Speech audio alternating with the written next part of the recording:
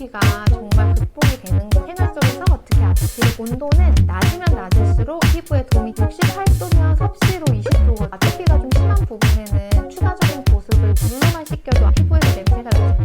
빨래 세제, 세븐스 제너레이션, 프레그넌스 프리, 히스타민이 높은 음식 더 가려움증이 심해질 수 있다고 해요. 섹스 분유를 한번 시도해. 정말 아토피가 면역력이랑 관련이 저희 아이가 4개월 때 아토피로 진단을 받고 지금 벌써 5년이라는 시간이 흘렀어요. 그런데 지금 정말 아토피가 좋아졌거든요. 물론 아직도 1년에 3번 정도, 2-3번 정도는 아토피가 확 올라와서 관리를 좀 집중적으로 잘 해줘야 되는 때가 있고 또 스테로이드를 써야 되는 때가 있고 약을 먹어야 되는 때가 있고 그런 힘든 때가 가끔 있지만 전반적으로는 피부가 정말 많이 좋아져서 1살 이전에 생긴 아토피가 정말 극복이 되는구나, 정말 관리가 되는구나. 저도 들어만 봤지 처음 들었을 때는 우리 아이도 괜찮아질까? 이런 생각이 들었지만 지금 정말 많이 좋아졌어요. 그래서 제가 알고 있는 조금의 노하우를 아토피로 고생하시는 아이들 엄마와 나누고 싶어서 영상을 제작하게 되었고요. 지난 영상에서는 병원이랑 처방약, OTC약 이렇게 아토피에 사용할 수 있는 약에 대해서 이야기를 해봤어요. 약에 대해서 조금 알고 계시면 병원에 가셔서 의사와 상담을 하실 때 의사와 우리 아이의 치료 방법에 대해서 계획을 짜실 때 조금 더 편하게 상담을 하실 수 있을 거예요. 이번 영상에서는 생활 속에서 어떻게 아토피를 관리를 하는지 팁을 나눠보도록 하겠습니다. 첫 번째는 온도와 습도예요. 습도는 45%에서 55%가 좋다고 하는데 에어컨이랑 가습기를 틀어서 50에서 55도 정도로 잘 유지를 하려고 노력을 했어요. 아마존 같은 데 보면 이런 온습도계 조그만 거 팔아요. 그래서 저는 그거를 여러 개를 사두고 방방마다 두고 온도와 습도를 좀 타이트하게 잘 관리를 하려고 노력을 했고요. 온도는 낮으면 낮을수록 아이의 피부에 도움이 되는 것 같아요. 저희 아이가 만나는 피부과 의사가 추천한 온도도 68도였어요. 68도면 섭씨로 20도거든요. 이게 정말 너무 추운 온도라서 저 같은 경우는 집에서 거의 항상 긴팔, 긴 바지를 입고 지내고 잘 때는 전기장판을 써야 될 정도로 정말 너무 추운 온도예요. 하지만 저의 경험상 온도가 낮으면 낮을수록 아이의 피부 상태는 좋더라고요. 하지만 현실적으로 68도를 유지하는 거는 쉽지는 않고요. 일반적으로는 73도에서 74도 정도 유지를 하면서 살고 있어요. 제가 너무 춥더라도 웬만하면 75도는 넘기지 않으려고 정말 노력을 하고 있고요. 이렇게 73도, 74도로 지내다가 아토피가 막 스물스물 올라오려고 하는 것 같다. 그럴 때는 과감히 온도를 70도, 71도로 낮춰요. 이게 확실히 온도에 피부가 예민하게 반응을 하더라고요. 물론 너무 춥게 지내는 거 아니야? 에어컨 전기값은 어떻게 감당하지? 이렇게 많이들 물어보시는데 아이의 피부가 더 중요하더라고요. 꼭 아이의 피부에 제일 좋은 온도와 습도를 맞춰주세요. 두 번째는 보습제예요. 저는 로션 타입보다는 크림 타입을 사용을 하고 있고 그리고 아토피가 좀 심한 부분에는 좀 추가적인 보습을 위해서 아쿠아포나 바셀린을 덧발라줬어요. 보습제 같은 경우는 이것저것 사용을 하다가 지금은 이제 베니크림으로 정착을 했고 이게 굉장히 띡해서 거의 버터를 바르는 느낌이에요. 저희 아이가 굉장히 싫어하는데 보습에는 정말 효과가 좋아요. 하지만 여름에 너무 날씨가 덥거나 아이가 이거는 도저히 너무 못 바르겠다고 할 경우에는 베니크림 로션을 발라주고 있어요. 상대적으로 훨씬 묽고 좀 바르기에 좀 수월하죠.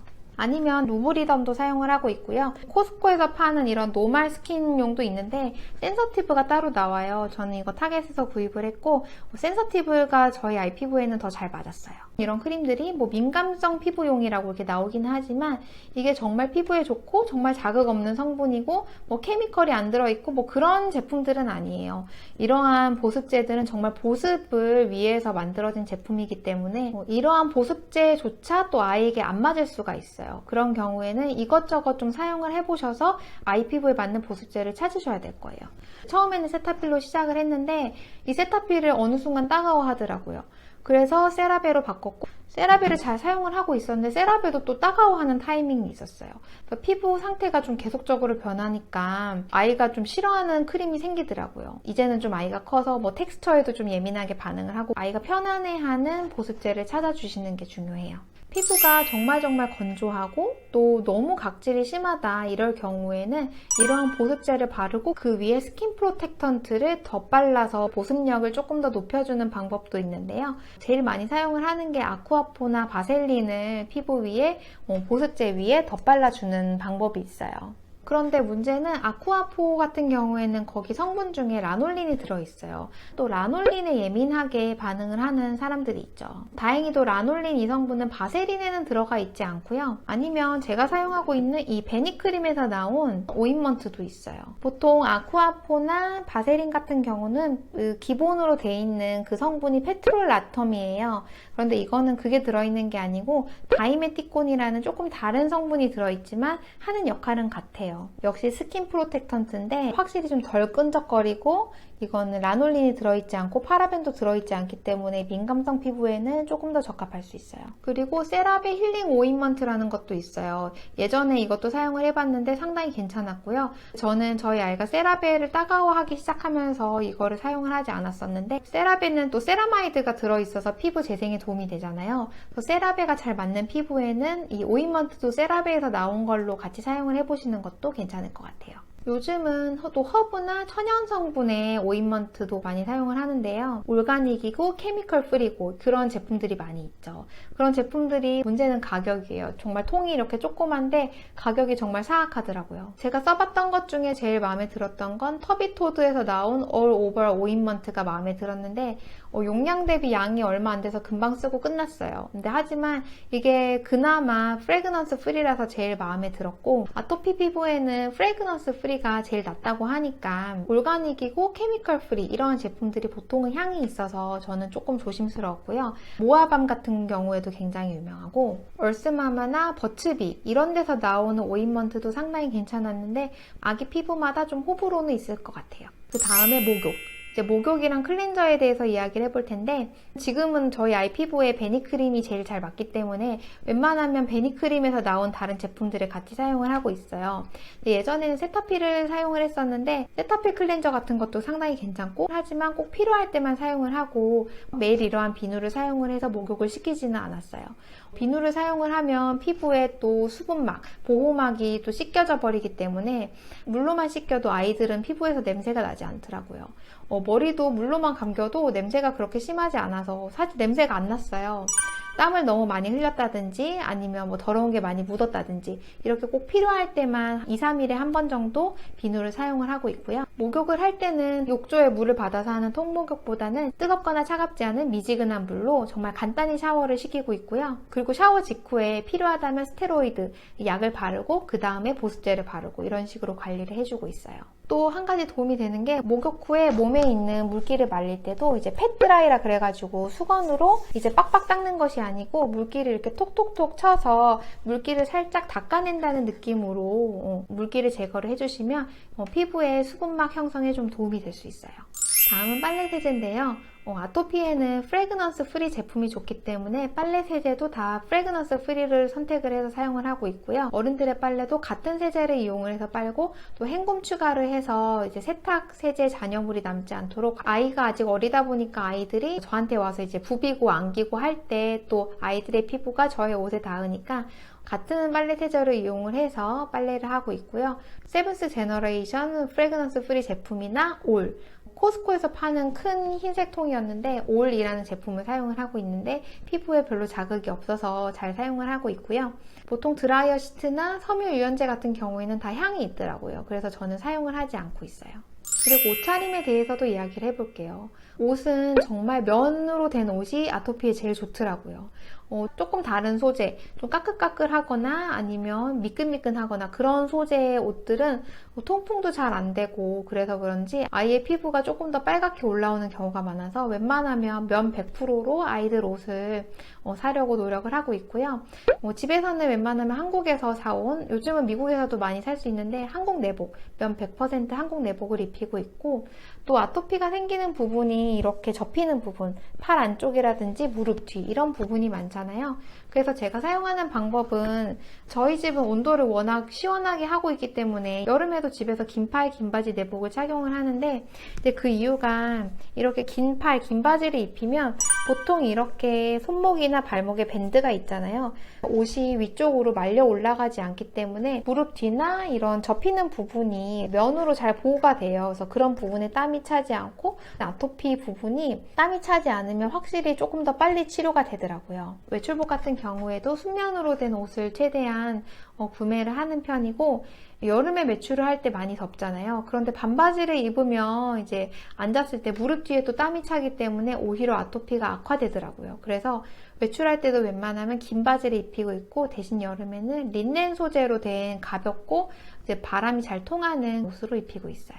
음식은 정말 아토피 아이들한테 중요한데, 아토피 아이들을 힘들게 하는 거는 대부분 또 음식 알러지가 있더라고요. 저희 아이는 넛 알러지랑 에그 화이트, 계란 흰자 알러지가 있어서 음식을 준비하는 데도 굉장히 어려움이 있는데, 제일 좋은 건 음식 일지를 쓰는 거예요. 우리 아이가 언제 어떤 음식을 먹었다, 그리고 그때 피부 상태가 어떻다. 그래서 일기 형식으로, 요즘은 또 사진을 찍으면 되니까 매일매일 먹었던 음식과 매일매일의 피부 상태를 이제 기록을 하고 있고요. 피부가 안 좋았을 때는 사진까지 같이 남기고 있어요. 이제 이런 식으로 음식 일지를 쓰면 좋은 건, 피부가 갑자기 나빠졌을 때 아이가 어떤 특별한 음식을 먹었나, 안 먹던 걸 먹었나, 이런 거를 금방 캐치할 수가 있고, 또 패턴이 보이더라고요. 어떤 음식을 먹으니까 뭐 심하지는 않은데 조금 피부가 안 좋다더라, 이런 패턴을 발견할 수 있기 때문에 피부 관리에 확실히 도움이 되었어요. 그리고 히스타민이 높은 음식군이 있어요. 더 가려움증이 심해질 수 있다고 그래서 그러한 음식들은 피하고 있고요. 뭐 구글링을 해보시면 그런 리스트는 금방 찾으실 수 있는데, 대부분 가공육이 제일 많고, 그리고 돼지고기, 그 생선으로는 등푸른 생선이 오히려 아토피 피부에게는 안 좋을 수 있다 그래서 좀 자제하고 있는 편이에요. 그리고 1살 미만의 아기들이 아토피가 시작되는 경우에는 음식을 먹었을 때 그 음식이 장에서 누수가 돼서 그러한 성분들이 오히려 피부를 예민하게 만든다, 이러한 이론이 있잖아요. 1살보다 어린 아이들이 아토피로 괴로워하는 경우에는 모유수를 할 때 엄마가 모유수 음식을 조금 조심을 하시거나, 아니면 또 분유를 먹일 때 조금 특수 분유를 먹이거나, 이런 식으로 아이가 먹는 것을 조금 제한을 시키면 좀 도와질 수 있다고 해요. 모유수를 하는 경우에는 엄마가 뭐 글루틴 프리, 에그 프리, 아토피가 너무 심한 경우에는 넛이나 소이까지 좀 조심을 하시면 아이 아토피에 좀 도움이 될 수 있다고 하고요.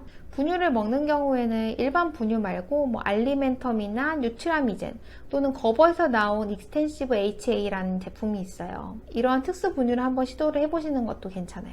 그리고 마지막으로 아이가 아플 때 열 관리를 해주는 게 중요해요. 갑자기 피부가 막 뒤집어지고 아토피가 너무 심해지고 그런 다음 날은 꼭 열이 나더라고요. 정말 아토피가 면역력이랑 관련이 있다는 그 말이 정말 확 와닿는 순간들이었는데요. 이렇게 아토피가 먼저 심해지고 그 다음날부터 이제 애가 뭐 감기나 독감 이렇게 아프기 시작하고, 피부가 건조해지고 더 가려움증을 느끼고 몸 컨디션이 좋지 않은데 거기에다가 피부까지 이렇게 뒤집어지니까 사실 아이가 아프기만 하면 정말 견디기가 쉽지가 않더라고요. 그래서 아이가 이렇게 아플 때는 해열제와 항히스타민제를 적절하게 투여를 하는 것이 굉장히 중요했어요. 해열제를 투여를 해서 아이의 체온을 내려줘야 아이의 피부가 좀 덜 건조해지니까 도움이 되고요. 또 항히스타민제를 먹여서 아이가 너무 심하게 긁어서 오히려 또 진물이 나고 상처가 나고 이러한 점들을 좀 예방을 할 수 있었기 때문에, 아토피 아이가 감기에 걸려서 아픈 경우 피부 상태가 더 악화가 된다면 해열제와 항히스타민제를 적절하게 투여를 하시는 것도 피부를 좀 도와줄 수 있는 방법이에요. 오늘 이렇게 아토피에 대한 저의 몇 가지 생활 팁들을 나눠봤고요. 뭐 크게 거창한 방법들은 아니지만 일상생활에서 이렇게 하나하나 아이한테 적응을 해가시고, 아토피 관리가 정말 어려운데 우리 아이에게 맞는 관리 팁을 찾으셔야 돼요. 근데 이게 시간이 좀 걸리더라고요. 언젠가는 아토피가 잘 관리가 돼서 아이의 피부가 호전되는 걸 보실 수 있을 거라고 저는 믿어요. 저의 아토피 관리 팁들이 조금이나마 도움이 됐기를 바라고, 다음에 또 재밌고 유익한 주제들로 영상을 제작해볼게요.